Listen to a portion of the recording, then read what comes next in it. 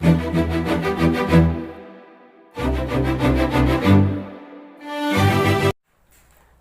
बच्चों, क्या हाल है आपके। अब तो स्कूल ओपन हो गए हैं, आपकी क्लासेस भी रन कर रही हैं, लेकिन फिर भी हम अपनी ऑनलाइन को पढ़ाई जारी रख सकते हैं। तो आज हम लोग एक बेहतरीन टॉपिक लेके आए हैं जो यूपी बोर्ड में बोर्ड के एग्जाम के लिए काफ़ी इंपॉर्टेंट है, किरचॉफ के नियम। किरचॉफ्स लॉ, किरचॉफ्स लॉ है क्या बच्चों? आज हम इसी के बारे में डिस्कस करने वाले हैं। बच्चों अमूमन हम लोगों ने सरल वैद्युत परिपथों में प्रतिरोधों को ज्ञात करने के लिए सिंपल सा श्रेणी क्रम और समांतर क्रम लगा करके हम उसके तुल्य प्रतिरोध को ज्ञात कर चुके हैं। लेकिन कभी कभी ऐसी आवश्यकता पड़ जाती है जब असमान सेलों का समांतर क्रम संयोजन होता है, असंतुलित व्हीटस्टोन सेतु हो जाता है। तो ऐसी दशा में जो प्रतिरोध होते हैं उनका संयोजन हम ओम के नियम के हिसाब से नहीं ज्ञात कर पाते, यानी कि वहां पर ओम का जो नियम होता है वह इन संयोजनों को ज्ञात करने के लिए सक्षम नहीं रह पाता।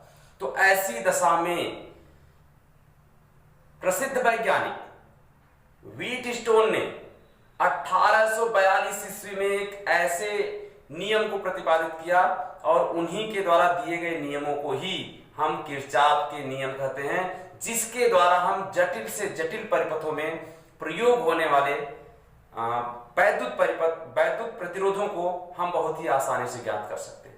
यानी कुल मिलाकर के जटिल परिपथों में प्रतिरोधों को या फिर उसमें प्रवाहित धारा के मान की गणना करने के लिए हम किरचॉफ के नियमों का प्रयोग करके बहुत ही आसानी से ज्ञात कर सकते हैं। तो इसके लिए किरचॉफ के नियम जानने के से पहले आपको कुछ शब्दावलियां हैं, यानी किरचॉफ के नियम में प्रयुक्त होने वाली कुछ शब्दावलियां हैं जिसे आपको जान लेना बहुत ही जरूरी है। जैसे पहली शब्दावली इसमें प्रयोग की जाती है संधि, कि संधि का मतलब क्या है? जंक्शन, जिसे कहते हैं जंक्शन। ये जंक्शन क्या होता है? दूसरा लूप, ये लूप क्या चीज है? ठीक है, ये दो शब्दावलियां जब तक आप नहीं जानेंगे किरचॉफ के नियम में बिल्कुल आपको समस्या आने वाली है। हम आज ये जानेंगे कि आखिर ये जो किरचॉफ के नियम में यूज जो संधि यानी जंक्शन और ये जो लूप यानी ये जो दो शब्दावलियां हैं इनका मतलब क्या है। बच्चों जब किसी स्थान पर दो से ज्यादा, मतलब दो ना रहे, दो से ज्यादा रहे, जब किसी स्थान पर दो से ज्यादा वायर यानी कि चालक एक स्थान पर जुड़े होते हैं तो जिस जगह पर जुड़े होंगे हम उसी को क्या कहेंगे? जंक्शन कहेंगे, यानी कि संधि कहेंगे।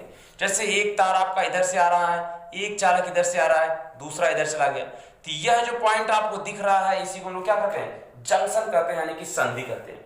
यानी कि जोड़, कुल मिलाकर के संधि का मतलब जोड़ होता है जहां पर दो से ज्यादा यानी कि तीन हो या फिर उससे ज्यादा जब चालक आपस में एक दिन पर जुड़े होते हैं तो उसी को हम लोग कहते हैं कि यह संधि है, यानी कि जंक्शन। अब लूप क्या है? अगर चालकों का एक ऐसा संयोजन हम कर दें, ऐसा संयोजन कि एक चालक और दूसरा चालक और अन्य चालक सब जुड़ते जुड़ते क्या कर देंगे? एक बंद पथ का निर्माण कर दें। एक बंद पथ का यदि निर्माण करते हैं तो हम उस बंद पथ को ही क्या कहते हैं? लूप कहते हैं। यानी कि चालकों का एक ऐसा संयोजन और चालकों का एक ऐसा संयोजन होना चाहिए जिसके कारण वह एक बंद पथ का निर्माण कर देते हैं। अगर बंद पथ का निर्माण कर देते हैं तो वह कहलाएगा आपका लूप। तो बच्चों ये दो शब्दावलियां थी जिस यानी कि जो ये दोनों शब्दावलियां जो हैं वह किरचॉफ के नियम में प्रयुक्त होने वाली है। तो अगर इन दोनों शब्दावलियों का अगर आपको मतलब नहीं पता है तो कहीं न कहीं जरूर से आपको समस्या होने वाली है। तो इन समस्याओं से निपटने के लिए हमने पहले दो शब्दावलियों के बारे में समझ लिया।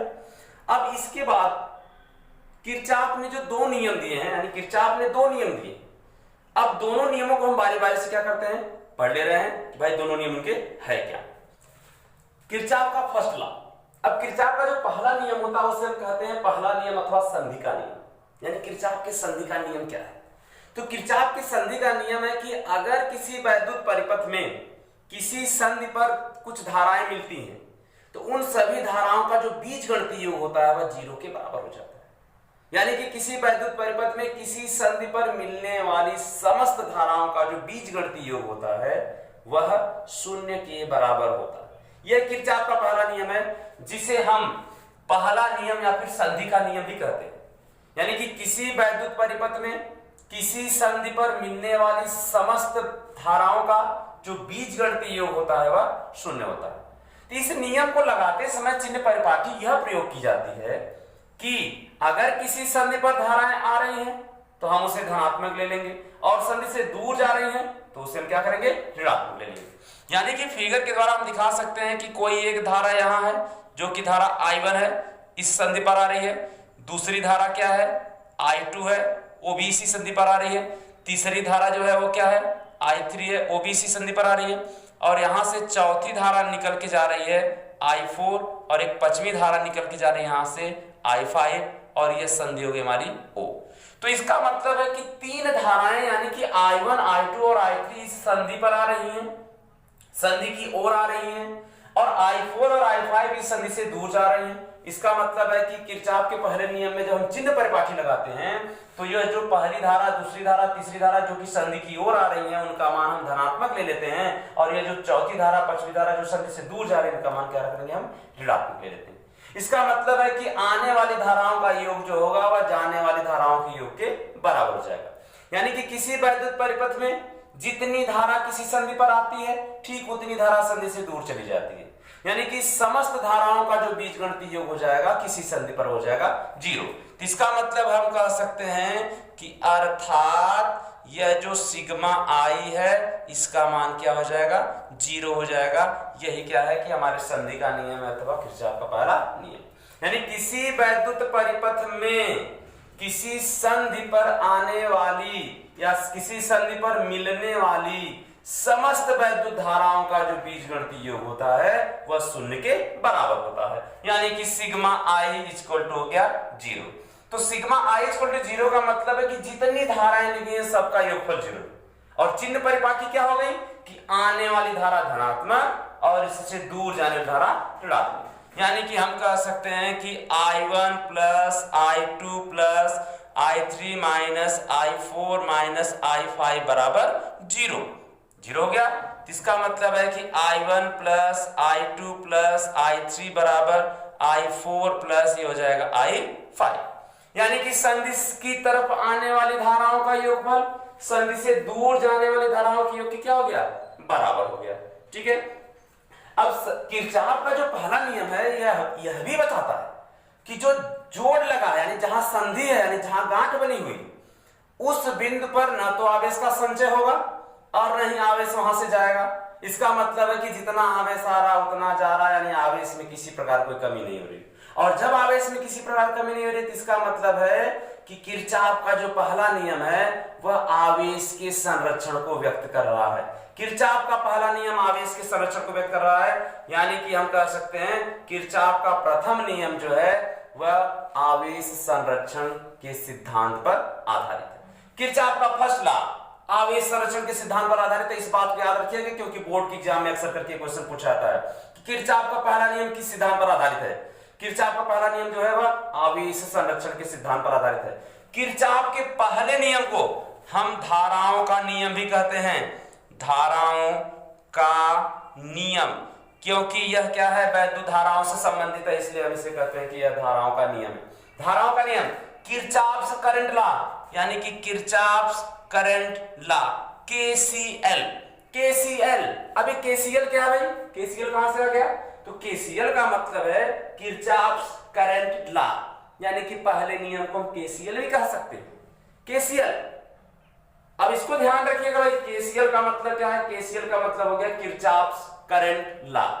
किरचॉफ का जो पहला नियम है उसे धाराओं का नियम भी कहते हैं। किरचॉफ का पहला जो नियम है वह आवेश के संरक्षण के सिद्धांत पर भी आधारित है। किरचॉफ का दूसरा नियम, किरचॉफ के दूसरे नियम को हम कहते हैं द्वितीय नियम अथवा बंद पास का नियम।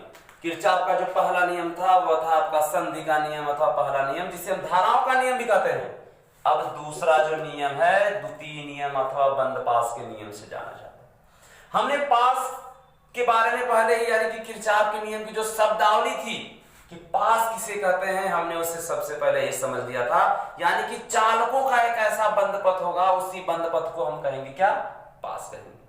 अब किरचॉफ का द्वितीय नियम है क्या बच्चों, जब किसी परिपथ में यानी कि जब कोई परिपथ होता है तो उसमें प्रतिरोध भी होते हैं, सेल भी लगे होते हैं, वैद्युत धारा भी प्रवाहित हो रही होती है। ठीक है, तो इसका मतलब है कि किसी परिपथ के प्रत्येक बंद पास में, क्योंकि हम परिपथ बनाएंगे उसमें कई सारे बंद पास भी होंगे, बंद पास का मतलब है कि चालकों का एक बंद पथ होगा, तो उस बंद पास में क्या है कि प्रतिरोध भी होगा, प्रतिरोध में धारा भी बहेगी, तो संगत प्रतिरोध और जो वैद्युत धारा का गुणनफल होगा, संगत प्रतिरोध और उस जिस प्रतिरोध में धारा बनी उसका जो गुणनफल होगा, उन सभी का जो बीजगणितीय योग होगा उस बंद पास में लगने वाले समस्त विद्युत वाहक बलों के बीजगणितीय योग की क्या होगा, बराबर होगा।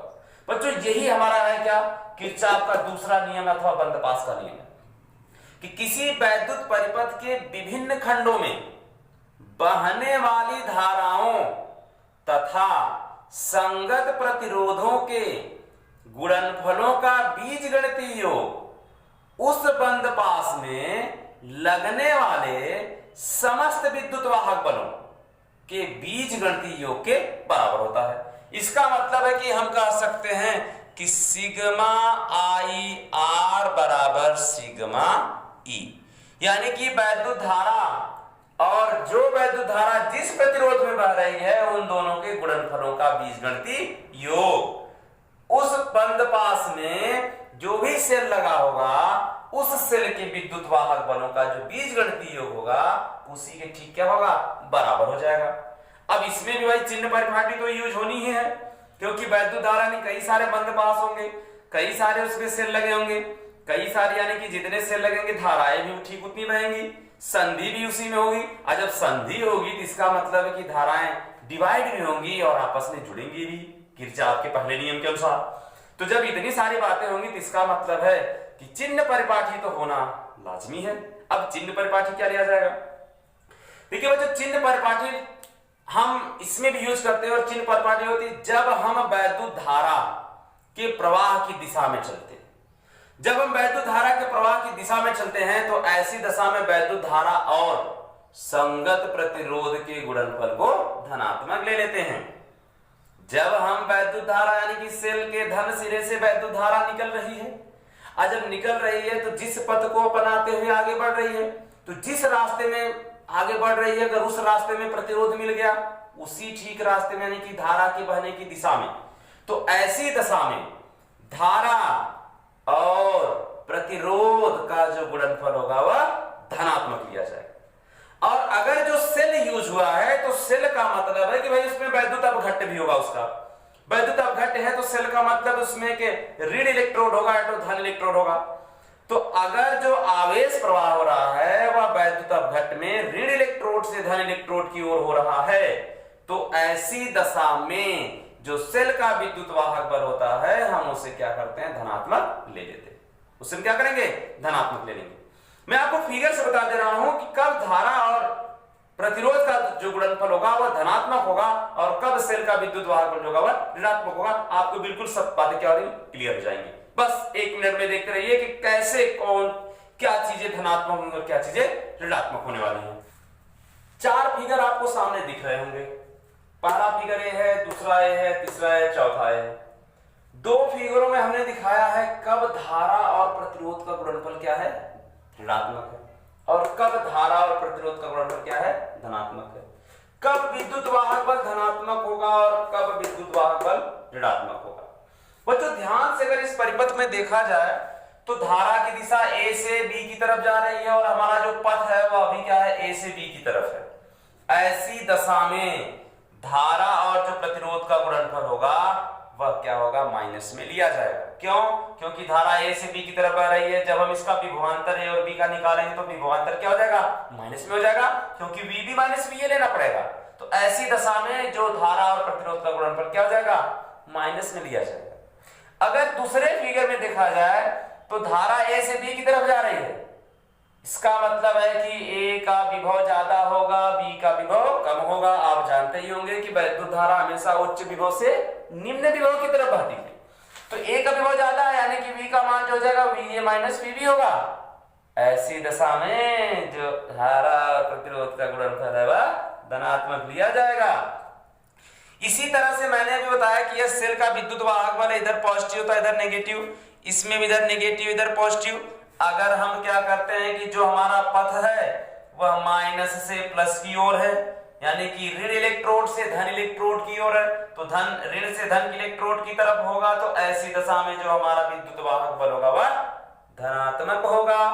और यहां पर आप देख लीजिए, यानी कि यहां पर जो वैद्युत धारा की जो दिशा अगर ली जा रही है, किसका मतलब कि हम पथ किधर से किधर है, हमारा धन इलेक्ट्रोड से ऋण इलेक्ट्रोड की ओर।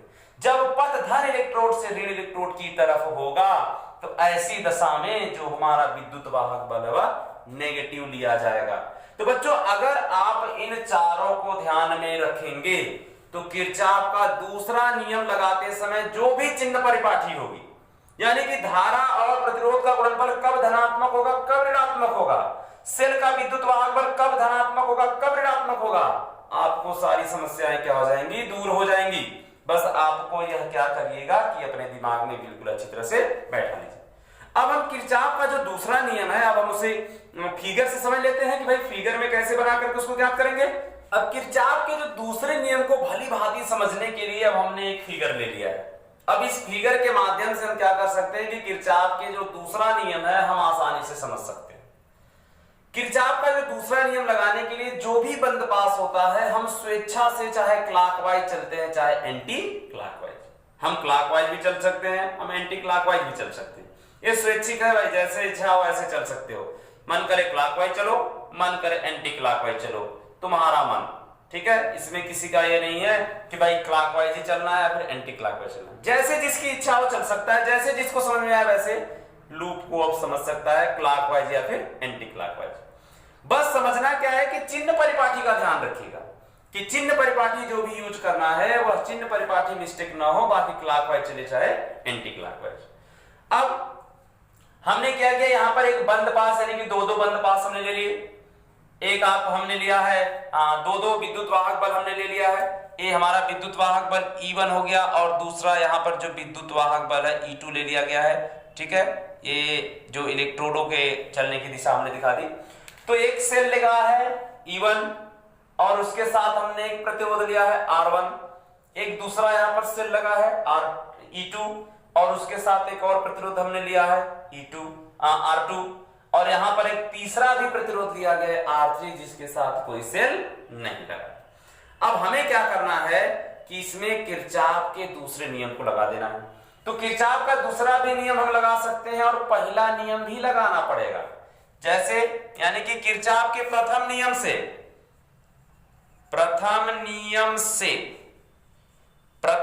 तो धाराओं का नियम है। अब बताओ कोई कि इसमें धाराओं का नियम क्यों लगाया जाएगा। धाराओं का नियम लगाना पड़ेगा। क्यों लगाना पड़ेगा, क्योंकि यहां पर भी तीन चालक आपस में मिले हुए हैं, संधि बन रही है। कौन सी संधि है, एक संधि B दिख रही है और दूसरी संधि E दिख रही है। तो संधि B और संधि E पर हमें देखना पड़ेगा कि धारा का मान किधर से किधर जा रहा है, कौन सी धाराएं आ रही है, कौन सी धाराएं जा रही है। इसका मतलब अगर हम संधि B पर लें, ठीक है, संधि अगर हम B पर लें, संधि B पर क्या मिलेगा, धारा I1 ऊपर से आ रही है, धारा I2 नीचे से जा रही है और B पर तीनों मिल करके इस I3 के बराबर होकर के बहने लग रही है। इसका मतलब कि इस पहले सेल से I1 धारा आई, दूसरे सेल से I2 धारा आई, दोनों संधि B पर जाकर के और आपस में मिल करके और धारा बन गई I3। इसका मतलब है कि यहां पर तीनों धाराओं का जो योग होगा वह 0 होगा। इसका मतलब है कि I1 plus I2 minus I3 बराबर 0। इसका मतलब मिलेगा I1 प्लस I2 बराबर कितना, I3। हमने किरचॉफ का पहला नियम लगा दिया। संधि E पर, अब संधि E पर क्या होगा भाई, संधि E पर भी तो वही बात है, यह I3 आ रही है, E पर पहुंची, ऊपर धारा चली गई I1, नीचे चली गई क्या, I2। और हम किरचॉफ का नियम लगाते समय यह भी ध्यान रखते हैं कि जो सेल में से धारा निकली और लूप बनाते हुए फिर से उसके ऋण विभव पर पहुंचनी चाहिए, तभी तो एक बंद पथ बनेगा। तो बंद पथ बन रहा है, तो इसका मतलब संधि E पर हम अगर लगा देंगे E पर, तो यह जो I1 और यहां पर जाएगा I3 minus I1 minus I2 बराबर 0। इसका मतलब मिलेगा कि जो I1 प्लस जो I2 और फिर से I3 क्या है, बराबर।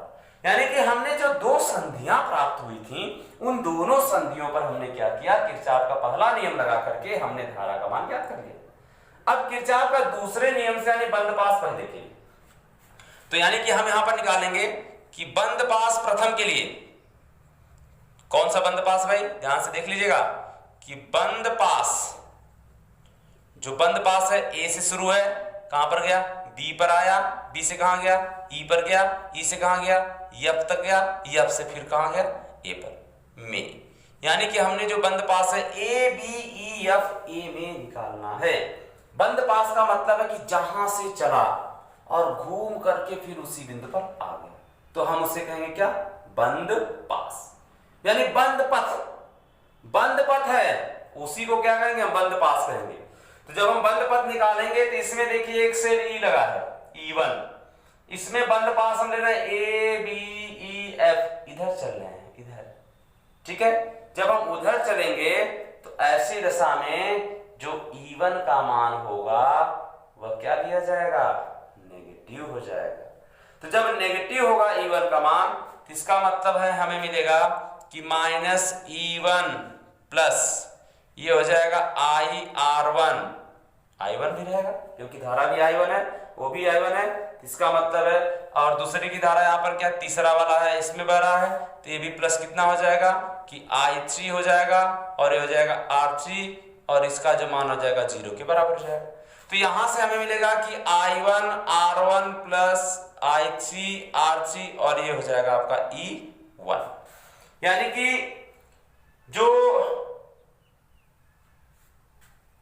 प्रतिरोध है और उसमें जो बहने वाली धारा है, उनका जो गुणनफलों का बीजगणितीय योग है, उस सेल यानी उस बंद पास में जो लगने वाला विद्युत वाहक बल है उसके क्या हो गया, बराबर हो गया। यानी I1 plus I2 plus I3 into I3 और R3, इसका जो मान होगा टोटल किसके बराबर हो जाएगा, वह E के बराबर हो जाएगा, ठीक है। अब दूसरे बंद पास के लिए क्या हो जाएगा कि द्वितीय बंद पास के लिए, द्वितीय बंद पास, द्वितीय बंद पास का क्या नाम है, बी नाम है, सी है, डी है, ई है, और फिर से क्या होगा, बी, इसमें लगा देना। अब इसमें क्या करना है कि संगत धारा और प्रतिरोध का गुणनफल हमें निकाल लेना है, और क्या कर देना, दोनों को आपस में बराबर कर देना है, ठीक है। तो इसका मतलब है कि इसमें हमें क्या मिलेगा, इसमें मिल जाएगा कि आपका इसमें धारा कितनी बह रही है, इसमें धारा बह रही है आपकी I2 बह रही है, इसमें R3 बह रही है। तो इसका मतलब है कि I2 R3, और ये वाला जो दूसरे वाला मान है कि जो दूसरा तीसरा प्रतिरोध है उसमें धारा बह रही है आपकी I3 बह रही है। जब I3 धारा बह रही है तो इसका मतलब है जाएगा कि ये प्लस हो जाएगा, और इसका I2 रहेगा, R2 रहेगा, और ये I3 हो जाएगा और R3, और इसका जो मान हो जाएगा सेल E2 की क्या हो जाएगा, बराबर हो जाएगा। यानी कि जो धारा बह रही है जिस प्रतिरोध में, उसका जो गुणनफल है समस्त, यानी कि उसके गुणनफलों का हम बीजगणितीय योग लेंगे, और साथ में क्या करेंगे, जो सेल लगा है उसका हम बीजगणितीय योग लेंगे, और दोनों को आपस में क्या कर देंगे, बराबर कर देंगे, या दोनों का जो बीजगणितीय योग होगा वह 0 के बराबर ले लेंगे। दोनों दशाओं में हम ले सकते हैं। तो इस तरह से हमें मिल जाएगा कि I2 into R2 plus I3 into R3 बराबर क्या है, दूसरे सेल का विद्युत वाहक बल। जो किरचॉफ का दूसरा नियम है, किरचॉफ का जो दूसरा नियम है वो वोल्टता का नियम भी कहलाता है। विभव यानी कि जिसमें विभव संरक्षित होता है, यानी कि जितना विभव है इधर का विभव उतना इधर का विभव, इसका मतलब है कि विभव में कोई समस्या नहीं है, यानी कि विभव क्या है, आपका स्थिर है, नियत है, बदल नहीं रहा है। और जब विभव बदल नहीं रहा है तो इसका मतलब क्या हो गया कि विभव क्या है, आपका संरक्षित है। जब विभव संरक्षित है तो इसका मतलब है कि विभव तो एक प्रकार की ऊर्जा होती है। इसका मतलब है कि किरचॉफ का जो दूसरा नियम है वो ऊर्जा संरक्षण के सिद्धांत पर आधारित हो गया। किरचॉफ का दूसरा नियम है, यह आपका है ऊर्जा संरक्षण पर सिद्धांत पर आधारित है। ऊर्जा संरक्षण,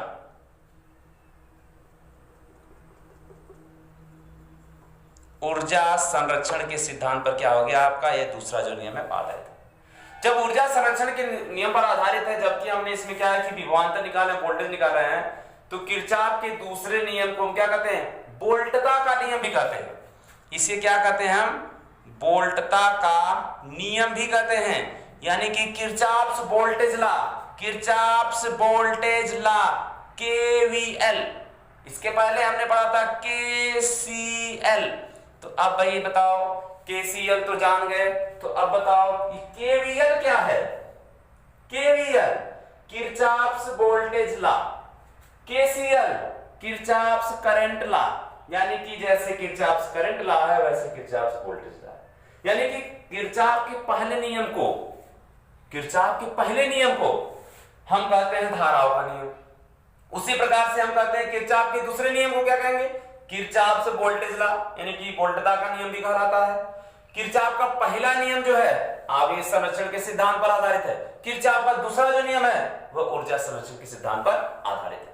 तो बच्चों ये बहुत ही इंपॉर्टेंट टॉपिक थी बोर्ड के हिसाब से, आपके बोर्ड की प्रिपरेशन के हिसाब से, तो आप बिल्कुल इसे मिस मत करिएगा, वीडियो को अंत तक देखिएगा, ठीक है। और अगर मेरे चैनल को अभी तक आपने सब्सक्राइब नहीं किया है तो सब्सक्राइब भी जरूर से कर लीजिएगा। धन्यवाद।